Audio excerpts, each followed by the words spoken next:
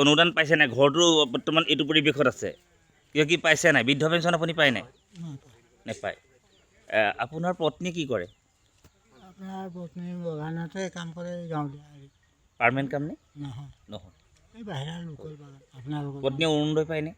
অঁ অৰুণোদয় আঁচনি পইচা পায়নে পত্নী আপোনাৰ? এনেকৈ আৰু দুৰ্গা পূজাত বানাচটো পায়। বানাচটো অঁ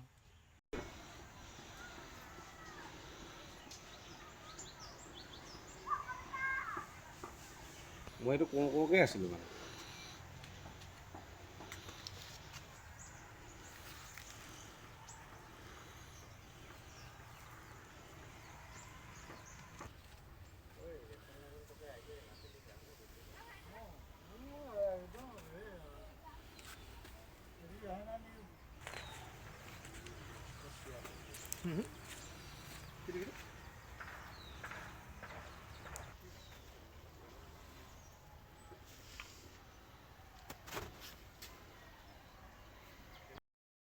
গৰাকী ব্যক্তিক আচলতে জীয়াই থাকিবলৈ অন্ন বস্ত্ৰ বাসস্থান এই তিনিটা বস্তুৰ প্ৰয়োজন হয় আৰু এই এখেতৰ ঘৰত কিন্তু অন্ন বস্ত্ৰ বাসস্থান একোৱেই আচলতে নাই আৰু তেওঁলোকে কোনো ধৰণৰ আচলতে চৰকাৰী আঁচনি তেওঁলোকে লাভ কৰা নাই আৰু বিভিন্ন সময়ত আচলতে চৰকাৰখনে উন্নয়নৰ কথা কয়, কিন্তু তেনে ক্ষেত্ৰত এই আচলতে প্ৰকৃত জীয়া ছবি বুলি আমি ক'বলৈ গৈছোঁ।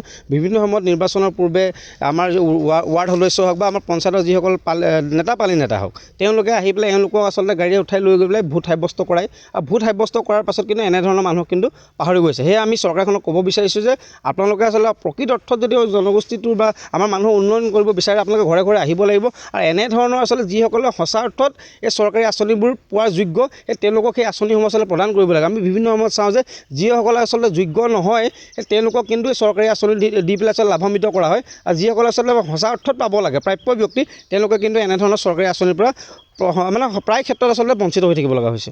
সেয়ে আমি অনুৰোধ জনাইছোঁ যে এনে ক্ষেত্ৰত এই লোকসকলক চৰকাৰে আচলতে এনেধৰণৰ লোকক আচলতে সহায় কৰিবলৈ আমি অনুৰোধ জনাইছোঁ। বৰ্তমান নাহে, বৰ্তমানলৈকে তেখেতটো অহা নাই বাৰু আৰু তেখেতক অনুৰোধ জনাইছোঁ তেখেত আহিব। নৱগঠিত মৰিয়নি বিধানসভা হয়তো 1 বছৰ হৈ গৈছে, বৰ্তমান আহিছে নাই ইয়াত এনেকৈ পৰিৱেশবিলাক চাবলৈ? হৈছে ইয়াৰ পূৰ্বে তিয়ক বিধানসভা সমষ্টিৰ অন্তৰ্গত আছিল আমাৰ ৰেণুপমা ৰাজখনি ডাঙৰীয়া, তেখেতে আচলতে এই ঘৰখনলৈ দূৰৰ কথা যে বাগিচা অঞ্চলত তেওঁ নাহে আৰু বৰ্তমানে যিটো মৰিয়নি বিধানসভা সমষ্টিৰ বিধায়ক, এটা ডেৰটা বছৰ তেওঁ ইয়াত বিধায়ক হৈ আছে, কিন্তু বৰ্তমান সময়লৈকে কিন্তু আমি দেখা নাই যে তেখেত আহি পেলাই এনেধৰণৰ ক্ষেত্ৰত কাৰোবাৰ ঘৰলৈ গৈছে, আমি তেনেকৈ আচলতে দেখা নাই।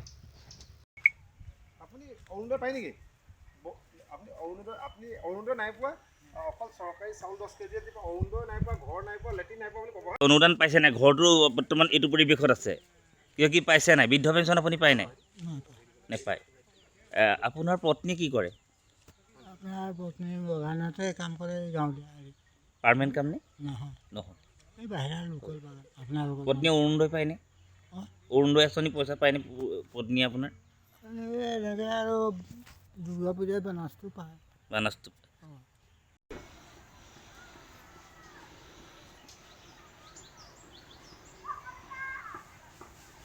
মই এইটো কৰোঁকৈ আছিলোঁ মানে।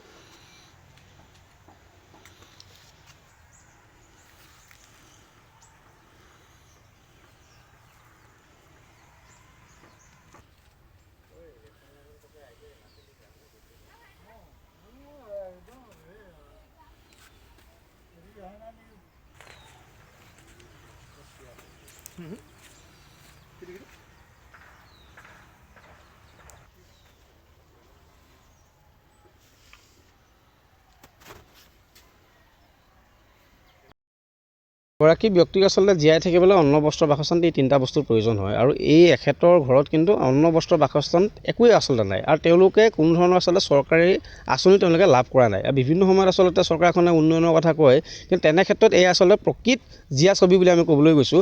বিভিন্ন সময়ত নিৰ্বাচনৰ পূৰ্বে আমাৰ ৱাৰ্ড সদস্য হওক বা আমাৰ পঞ্চায়তৰ যিসকল পালি নেতা হওক, তেওঁলোকে আহি পেলাই এওঁলোকক আচলতে গাড়ীয়ে উঠাই লৈ গৈ পেলাই ভোট সাব্যস্ত কৰায় আৰু ভোট সাব্যস্ত কৰাৰ পাছত কিন্তু এনেধৰণৰ মানুহক কিন্তু পাহৰি গৈছে। সেয়ে আমি চৰকাৰখনক ক'ব বিচাৰিছোঁ যে আপোনালোকে আচলতে প্ৰকৃত অৰ্থত যদি জনগোষ্ঠীটোৰ বা আমাৰ মানুহ উন্নয়ন কৰিব বিচাৰে, আপোনালোকে ঘৰে ঘৰে আহিব লাগিব আৰু এনেধৰণৰ আচলতে যিসকলে সঁচা অৰ্থত এই চৰকাৰী আঁচনিবোৰ পোৱাৰ যোগ্য, তেওঁলোকক সেই আঁচনিসমূহ আচলতে প্ৰদান কৰিব লাগে। আমি বিভিন্ন সময়ত চাওঁ যে যিসকলে আচলতে যোগ্য নহয়, তেওঁলোকক কিন্তু চৰকাৰী আঁচনি দি পেলাই আচলতে লাভান্বিত কৰা হয় আৰু যিসকলে আচলতে সঁচা অৰ্থত পাব লাগে প্ৰাপ্য ব্যক্তি, তেওঁলোকে কিন্তু এনেধৰণৰ চৰকাৰী আঁচনিৰ পৰা মানে প্ৰায় ক্ষেত্ৰত আচলতে বঞ্চিত হৈ থাকিব লগা হৈছে। সেয়ে আমি অনুৰোধ জনাইছোঁ যে এনে ক্ষেত্ৰত এই লোকসকলক চৰকাৰে আচলতে এনেধৰণৰ লোকক আচলতে সহায় কৰিবলৈ আমি অনুৰোধ জনাইছোঁ। বৰ্তমান নাহে বৰ্তমানলৈকে তেখেতটো অহা নাই বাৰু, আৰু তেখেতক অনুৰোধ জনাইছোঁ তেখেত আহিব। নৱগঠিত মৰিয়নি বিধানসভা হয়তো 1 বছৰ হৈ গৈছে, বৰ্তমান আহিছে নাই ইয়াত এনেকৈ পৰিৱেশবিলাক চাবলৈ? ইয়াৰ পূৰ্বে তিয়ক বিধানসভা সমষ্টিৰ অন্তৰ্গত আছিল আমাৰ ৰেণুপমা ৰাজখনি ডাঙৰীয়া, তেখেতে আচলতে এই ঘৰখনলৈ দূৰৰ কথা যে বাগিচা অঞ্চলত তেওঁ নাহে, আৰু বৰ্তমানে যিটো মৰিয়নি বিধানসভা সমষ্টিৰ বিধায়ক, এটা 1.5 বছৰ তেওঁ ইয়াত বিধায়ক হৈ আছে, কিন্তু বৰ্তমান সময়লৈকে কিন্তু আমি দেখা নাই যে তেখেত আহি পেলাই এনেধৰণৰ ক্ষেত্ৰত কাৰোবাৰ ঘৰলৈ গৈছে, আমি তেনেকৈ আচলতে দেখা নাই। আপুনি অৰুণোদয় পায় নেকি? আপুনি অৰুণোদয় নাই পোৱা, অকল চৰকাৰী চাউল 10 কেজি দিব, অৰুণোদয় নাই পোৱা, ঘৰ নাই পোৱা, লেট্ৰিন নাই পোৱা বুলি ক'ব।